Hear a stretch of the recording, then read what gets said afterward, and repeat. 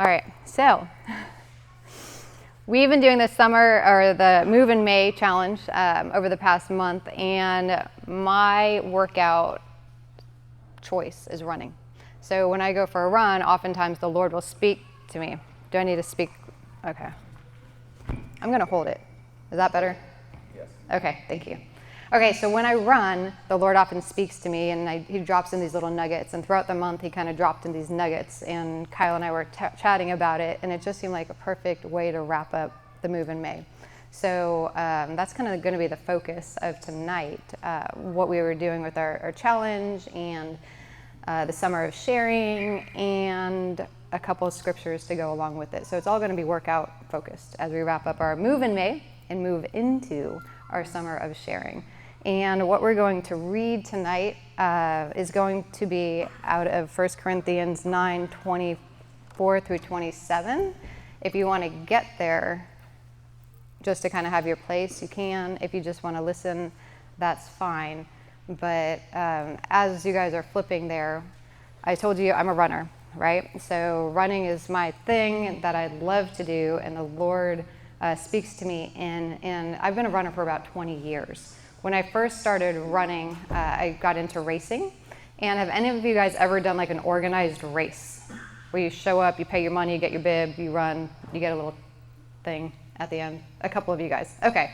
So you guys will understand. Everyone else, I'll try to explain the best I can. So when you get to a race, like, it is one of the most fun environments you can be in if you're an athlete. So there's high energy, there's music, there's an MC who's like hyping up the crowd, and it's just really, really fun. Like, there's a lot of energy there, and it's like everyone has this purpose, they've trained, they're there, they're gonna run. Most people don't think they're gonna win, but it's a lot of fun. But when you're standing at the beginning of a race, like before anything even starts, they put everybody in what's called a corral. And it's pretty much that, it's a corral. They corral everybody. So everybody's excited, they're in this corral, they're lining up, they've trained, they're ready to go, right? And if you think about our Move in May, every week we kind of like had our like, let's go challenge. So it's kind of the same thing, like everyone gets really excited. But at the race, you have a lot of different people. If you look around, the majority of the people I like to call are your hobby runners, right? You know, they're runners, like they show up, it's their hobby, it's their thing, they've got the right clothes, they've got the right gear, they're ready to go, they've trained, they're gonna run, they're not gonna win. It's their hobby, right? So, and you might be able to draw some analogies with some Christian themes woven in here, but we'll unpack that. But your hobby runners, 85% of the people there wanna be there, good time, not their income. You've also got another group there, like at every single big race you show up at, I guarantee you, you've got your girl crew. And what I mean by that, like your girl crew, is these girls who show up, they've got their cute little like foo-foo skirts on, they've got their boas, they're there. A lot of them have like matching shirts with their team name. A few of them will have a little tiara, and they're there to have a good time. They're always with their girl crew, they always match, and they're always taking selfies, right? So the race is kind of the afterthought. The event, like the girl thing, is kind of like, I'm here to have a good time and I'm gonna take a picture and put it on social media, right? You've got your girl crew. Then you've got, oddly enough, you always have a few people who don't look athletic.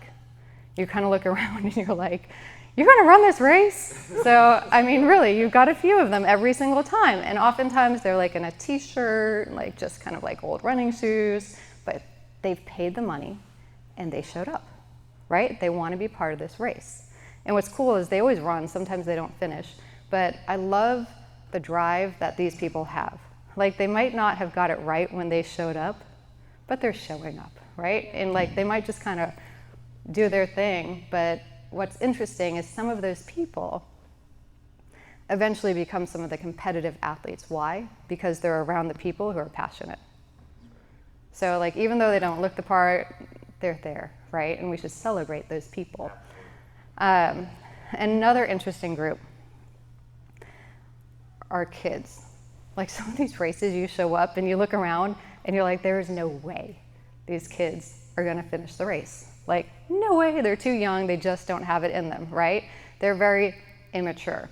Maybe not emotionally for their age, but they're immature, right? They just don't have the ability to go. But the thing about the kids If you're at that starting line in the corral, they're some of the most energetic people. Like, they're excited, they're all ready to go, they're gonna run this race, they're gonna win the race, they're all excited about the race, like they're all about the race. Like right off the line, they're the race, the race, the race. These kids off the line go, right, with the excitement, like they're ready to run. But the ones we're gonna focus on tonight are the elite athletes. And these guys and women are different. Like if you've ever been to a big race, like the elite athletes like have something totally different about them. Yep. They are, like you look at them physically and they don't have an ounce of fat. They are trim in all the right places. Like their bodies, like you can tell that they put in the hard work to be there physically. Like they look different.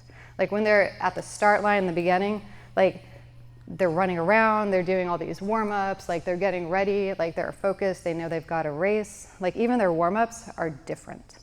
Like you can tell these people have trained properly and they're getting ready for a race. Not just a good time. That's not just an event. But what it's most interesting, like if you really see these people, these elite athletes, these pros, like if you look at them, they've got this focus in their eye that nobody else there has. Like, I don't care what group you're in, but the elites, they have this drive and this determination at the start of the line where they don't have this like fun thing going on. Like they are like in work mode. Like they're there to win because these people can. They know they can. And when they show up to run, to do what they've trained for, and to get the prize. And that is the group that we're going to focus on tonight. Because while there is an athletic person who is set apart, right? When it comes to our faith, God calls all of us to be that elite athlete. No excuses. The only thing that separates the elites of the faith is the training that goes into it and the decision to be that person. So we're going to spend a couple minutes on some verses going through that. So if you guys want to turn to 1 Corinthians 9:24, follow along, or you can just listen. What I'm going to do is going to read a couple of verses, and then I'm going to come back and unpack it. So we'll start with 24. Do you not know that in a race, all the runners run, but only one gets the prize?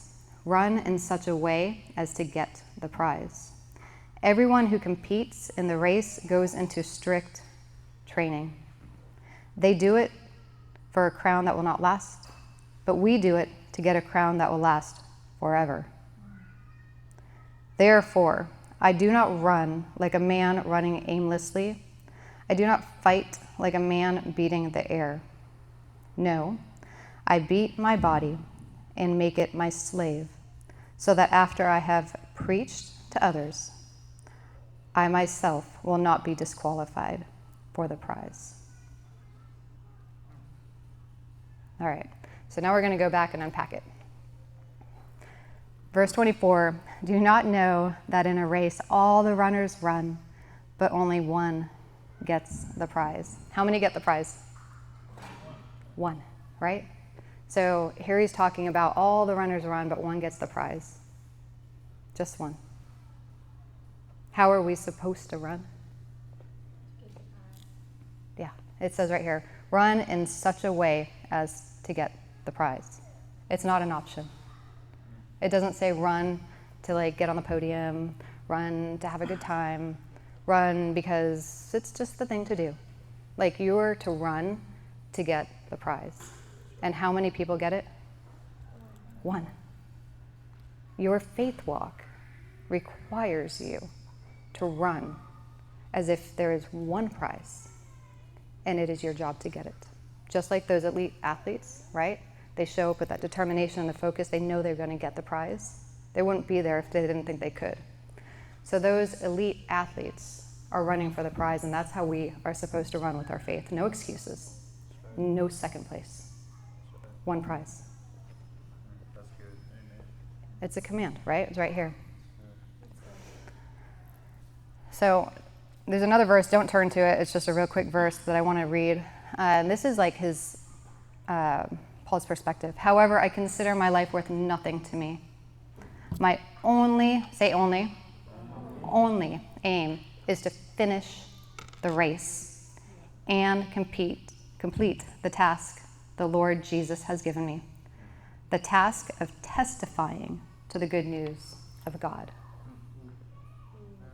The task of testifying to the good news of God.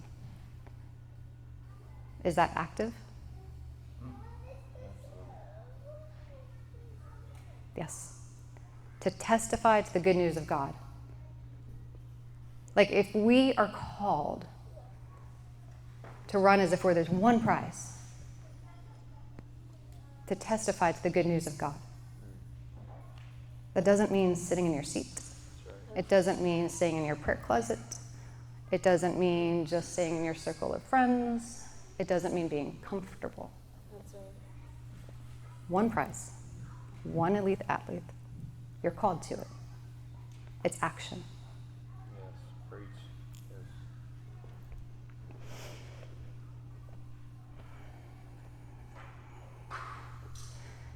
So, as we continue on this, the question I think we need to reflect on, like the one athlete, is, are we living in that way right now? Right? Are we living as if we're going to get that one prize that we're called to get? Or are we the casual runner, the hobby guy, who shows up on the weekend to go ahead and do it? Or the girl crew who wants to do something fun with her friends and put it on social media? Or the kid who's fast off the line and excited when we're doing something new, but then we kind of drift off? Because in that analogy with the corral when people start, right? If you follow those runners after, like, on your mark, get set, go, what happens with the kids? They are excited, they're fast, they're off the line, they go, because it's the cool thing. But a tenth of a mile in, those kids who are excited and fast off the line, it's no longer fun. Their legs get a little uncomfortable. They're like, okay, this is not what I thought it would be. It's boring. I'm done. And they become a spectator on the sidewalk, watching the runners go by. Are they the one athlete trying to get the prize? Are you excited when something happens that's a church event and then it dies out? Do you keep showing up? Or does it get bored and stop? So if you go a little bit further after the kids peel off, right? You've got the girl crew, the ones who are super fun. They're there to have a good time, right? It's exciting. They're with their friends. And after a while, you see them, usually around mile marker 1, taking a selfie. They start walking. They start walking. Usually the girl crew will finish. Sometimes depending on the distance, but they'll do it, right? Because they've got their friends and they're like, I'm good. I got pictures, I'm gonna get the little thing at the end that shows that I finished, right? But they won't run, and they certainly will not compete. But they're there with their friends because it's the cool thing to do, and they can tell everybody what they're doing. Right? Let's not be the Christians that just walk to get the picture. Or because our friends are walking. Or because culture says, let's show up to church on Sunday because we check the church box and go home. Then you've got the non-athletic guy, right, in the t-shirt who decided to show up. Non-athletic guy cracks me up, right? Every time, because these people they have a sense of determination. Didn't start very fast off the line, but they kind of just plod along.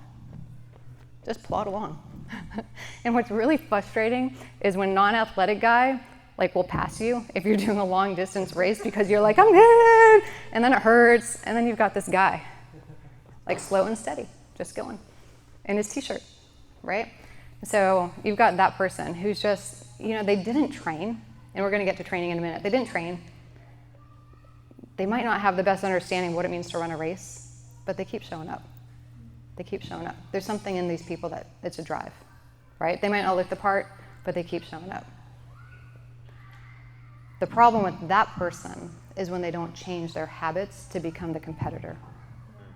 They're just happy being who they are, not consuming what they should be to get healthy, not taking in information to train better, to run faster.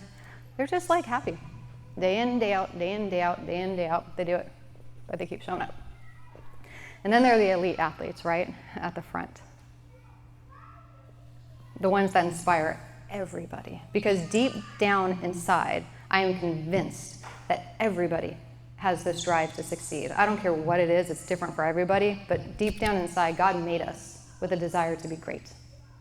So we see the elite athletes, the pros at the front, and there's something that we admire about them.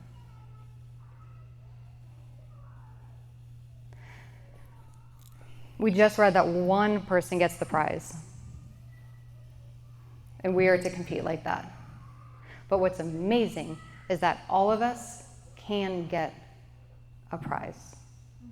I truly believe that when we get to heaven, that there are different, I think this earth is an interview. Just simply put, I've told people this before, I think this is a big job interview for our position for eternity. You've got max 100 years for where you're gonna spend eternity. You might be, one of the Psalms says, a doorman in the house of the Lord or something like that, but you're in heaven, which is awesome. Do you want that place or do you want to be close to Jesus? If you've got 100 years max for where eternity that you'll spend with him,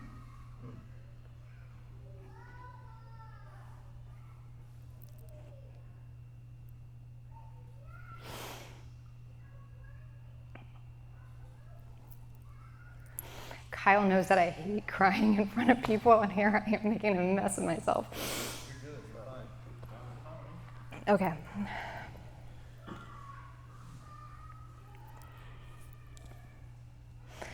But when you get back to those pro athletes, the ones that are in the front, the elite athletes, there was an Olympics a few years ago, a summer one, and every summer they have the men's marathon, right? These guys are the best of the best of the best of the best. All those number ones are all together and running.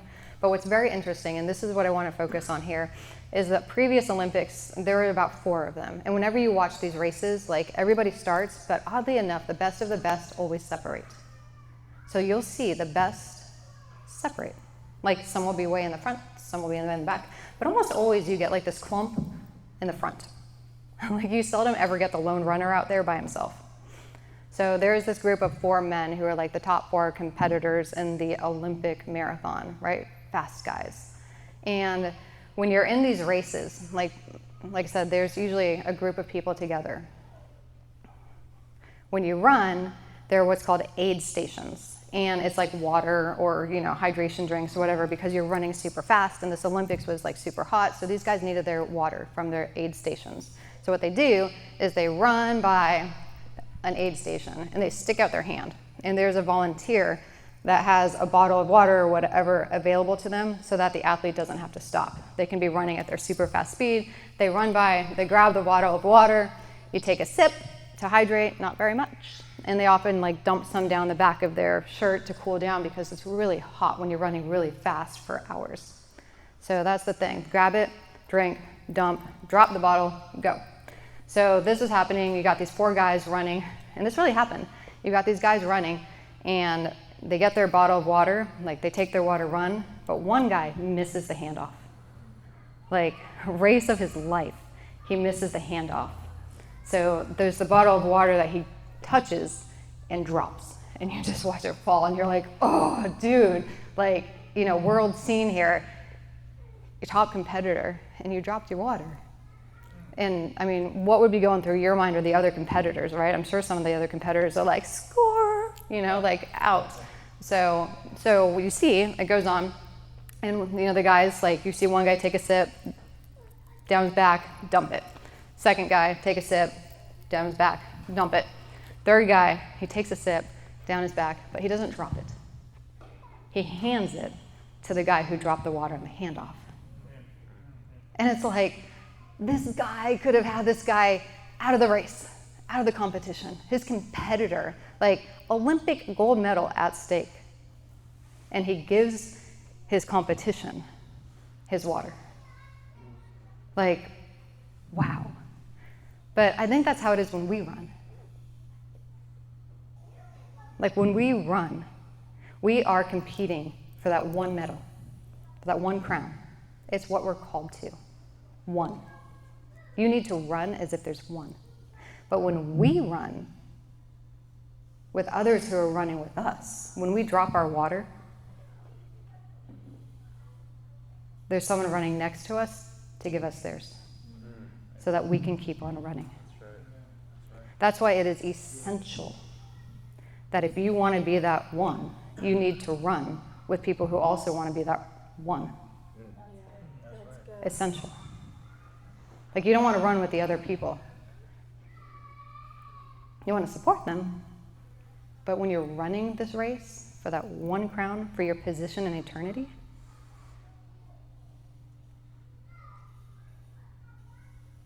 what I also find very interesting about that clump of people, like who you're running with, I really am convinced, I don't know the science behind it, but I'm convinced that there's something when you're running with people who are trying to run faster than you and trying to beat you, you run harder. I'm convinced. Like if people are running at their top speed, you're running at your top speed. And if they're a little bit ahead of you and you want to get there, you're going to run faster. Like they are encouragement to you. And even like with this move in May that we did, like week 1 or 2, Hannah, you were my competition. Like I would look, I would look at the points and I'd be like, oh, she's beating me. Like literally at the dinner table, I got up. Yes, exactly. Yes. So it's like there's something about that competition. If you have somebody who's running hard and you're like, oh, they're beating me, right? If we're called to be that one, you run harder. And I need Hannah to run harder. Because when she slacked, I slacked. So I need people in my life who are running hard. I will run harder with my people. And I know that I can count on my people when I drop the water, that they're going to give me some. Because I want that crown.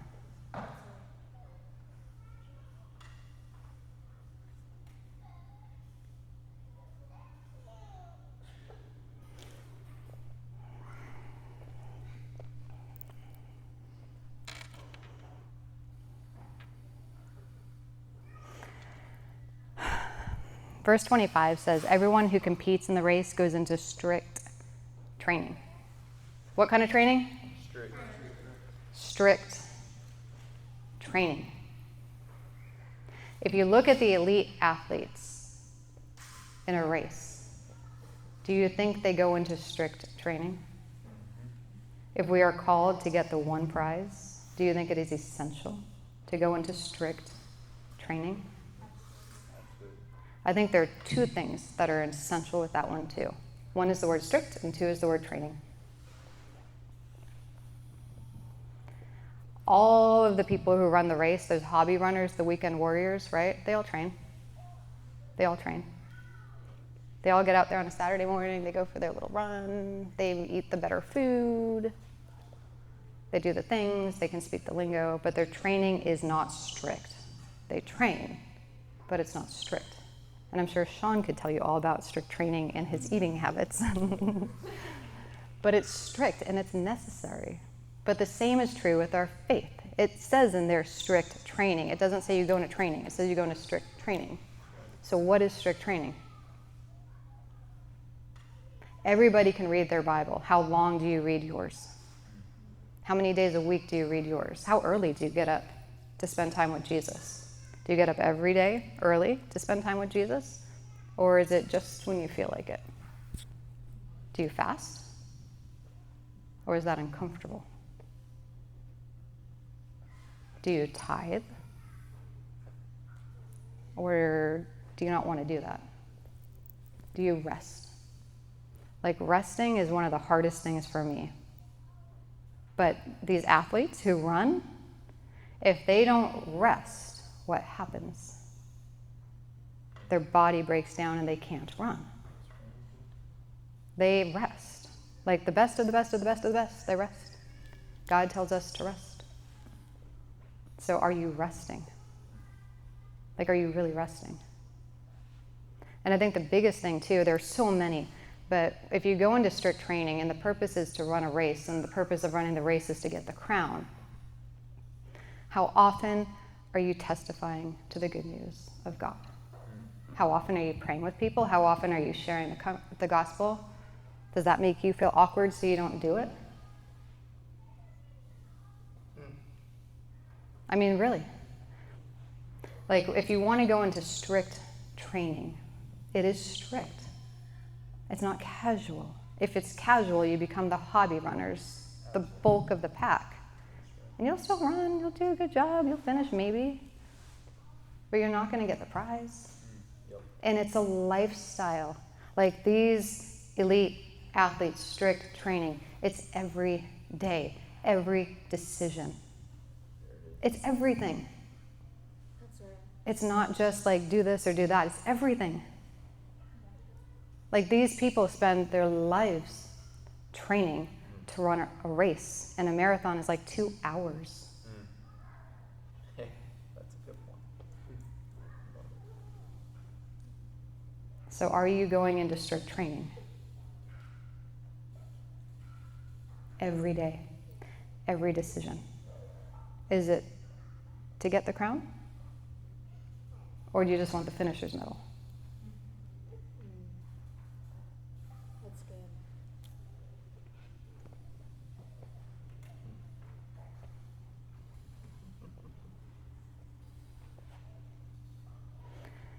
When you look at these athletes, everything is about the race. Are you making your life about this race? Or is the race just part of your life, like the hobby runner, right? They have their job, they have their family, they have their hobbies, but they go out and run when they feel like it. The elites don't do that. They found something greater that's worth everything. It's worth everything for them.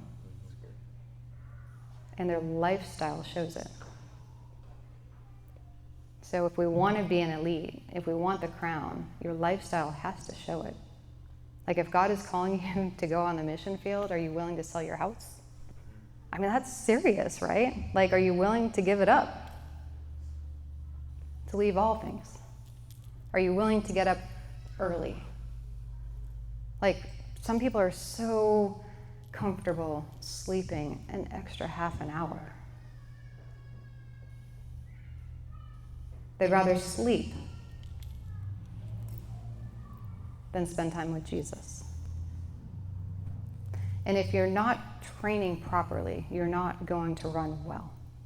So if you're uncomfortable praying with people or uncomfortable going out of your house, maybe you should back up and start training a little bit. Because when you get that heart for Jesus, when Jesus says go be uncomfortable. Like, go. I don't care if you want to watch that TV show, get out of your house and go. If you're training, you're going to be ready for it, right? It's like, okay. It doesn't mean you have to like want to do it, but it just means you okay. Like you do it. I guarantee you those elite athletes probably have days they don't want to go train, but they do.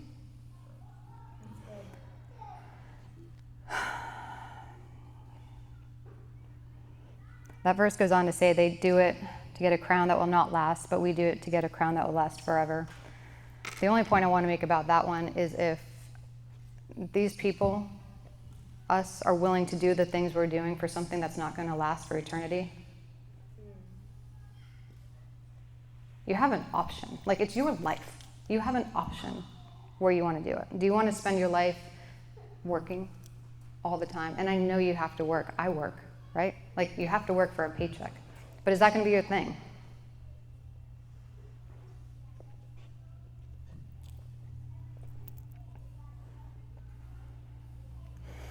Verse 26 says, "Therefore I do not run like a man running aimlessly. I do not fight like a man beating the air. I really do think with this verse, like, people don't run aimlessly who are serious about it. Like, they don't just kind of like, today I feel like doing this, right? There's a path. If you're not running aimlessly, you're running with purpose. When you're on the race course, there is a clear path that has already been determined. You stay on that and you have purpose. Do you have purpose? And if you don't, get alone with God and ask him what the purpose is, because it's so much easier if you know what your purpose is to get up and do it. If you don't, just keep on pursuing the Lord. But if you don't want to run aimlessly and then wonder what you did with the past 5 years of your life, you probably want purpose. And just like it says, like, I don't fight like a man beating the air. Yep. Like, Sean, I know you can testify to this one. When you're fighting with somebody, like, in a legit fight, you're not just, like, swinging punches and hoping that it hits, right? I mean, I don't know how you fight because I don't know that sport very well. But I'm sure, like, every single move is intentional. Like, every offensive move and defensive move is intentional. And that requires training. And it requires knowing what you're doing and focus to be intentional. So we need to be intentional with our faith. Like, we have this summer of sharing that's like 90 some odd days left. You have a path if you want to take it. You have 97 days that we are providing opportunities. You have Send Me Sunday. And I'm not like trying to plug this stuff, right? Go out and share the gospel on your own. But you have opportunity and you have a path to go out and do something. The question is, do you want to do it? Like, really, do you want to do it? So many people will consume. And they consume good stuff, like an athlete, right? All the right nutritional stuff. But are you going to do anything with it? That's good. Or are you just going to run aimlessly and just kind of wait?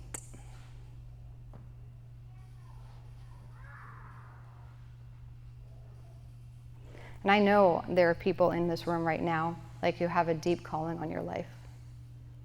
And if you do, and you haven't, like, realized it yet, you still need to train, because you don't know when the Lord's going to say it's time to go. And that wasn't, like, that was not part of my notes at all, but I really feel like the Lord's saying that there are some people in here who have a deep calling in their life to be that first place athlete, but you've got to be ready. You've got to train, and you've got to know your path.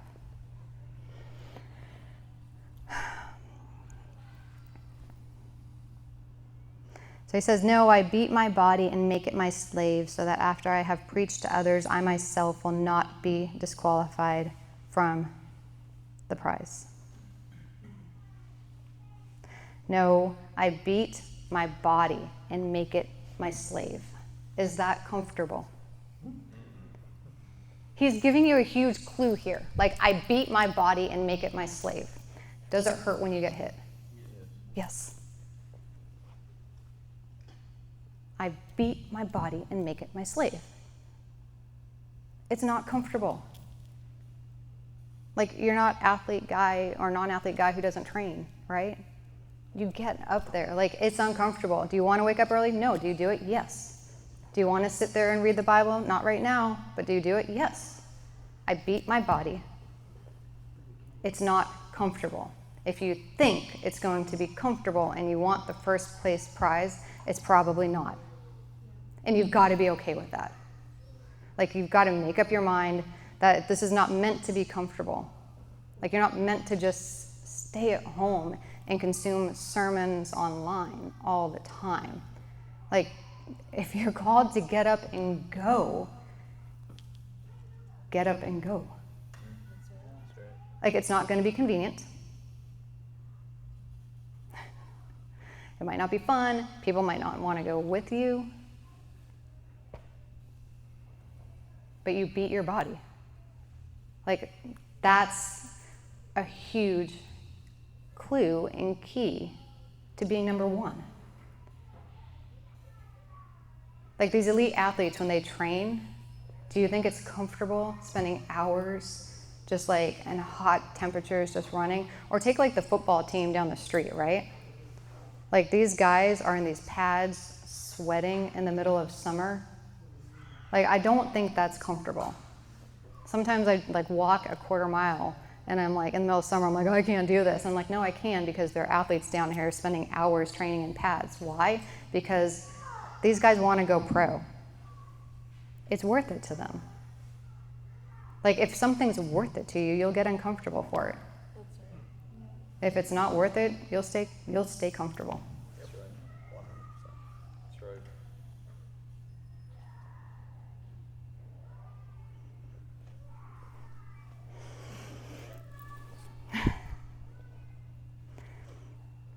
Yes. So you need to beat your body and make it your slave.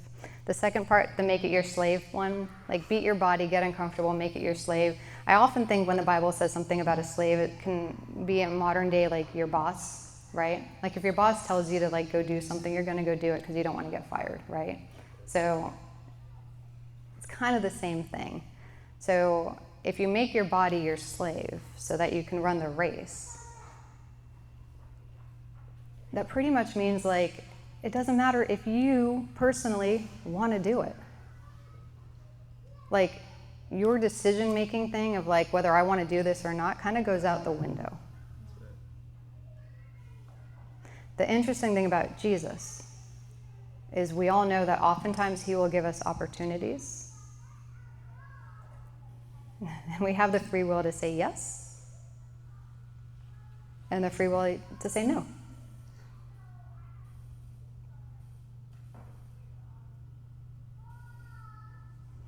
And sometimes when you say no enough, he stops asking.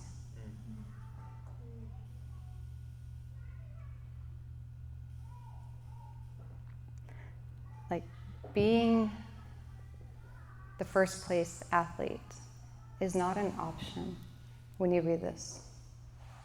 Yep.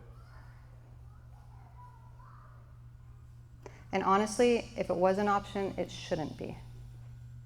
Because Jesus is worth it. We all know that, right? We sing all these songs and we love his presence and we love being with him.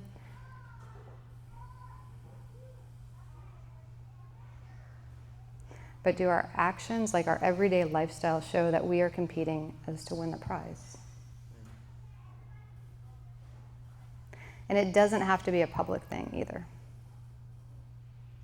Like I do think sometimes people think that like, I think Christians get really judgy sometimes.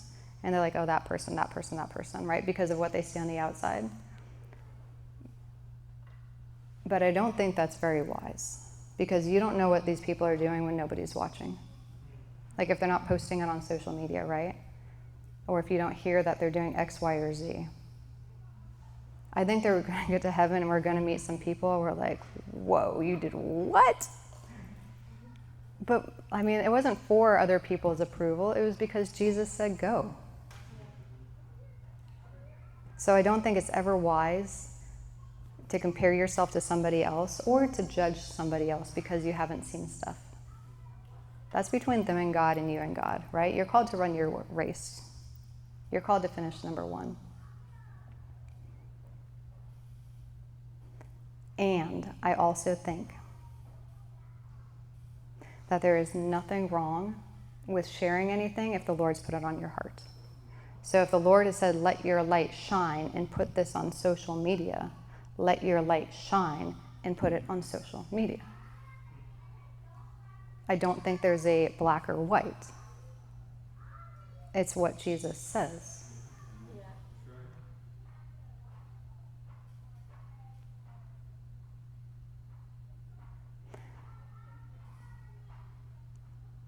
So with that, I really, truly believe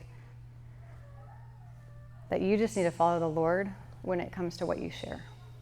You're going to have people tell you not to share stuff. You're going to have people tell you to share stuff. And whatever you choose to do, people are going to like judge you for it. Yeah. So, boop, out the window. Right? You have one judge. That's it.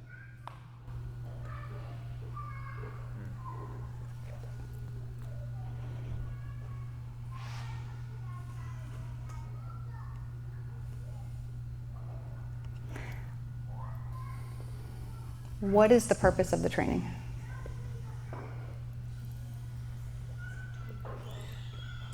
What is the purpose of the training? Win. How do you win? Compete. What do you do? Beat your body into submission.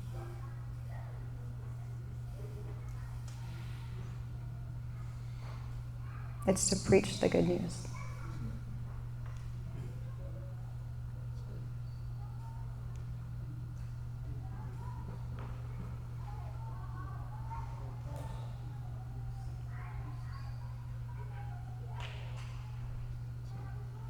It's to preach the good news.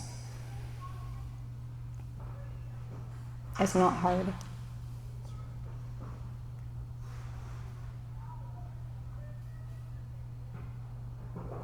But it is a decision that you will make every day with everything you do.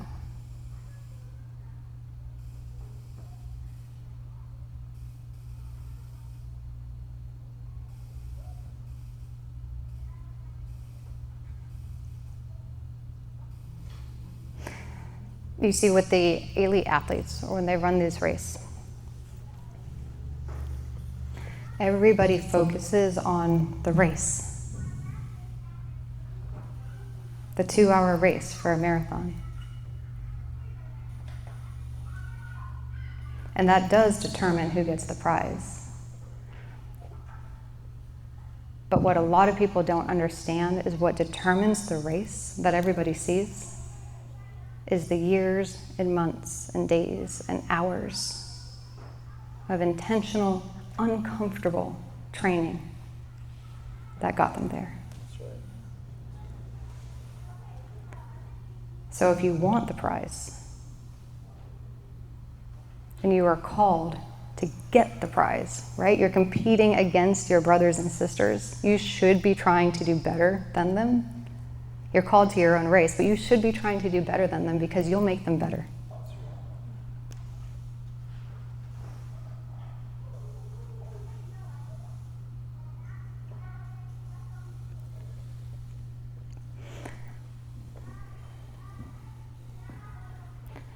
If you want it, there is no reason why you can't have it because you are called to it. You just have to want it. And that's all I'm going to say.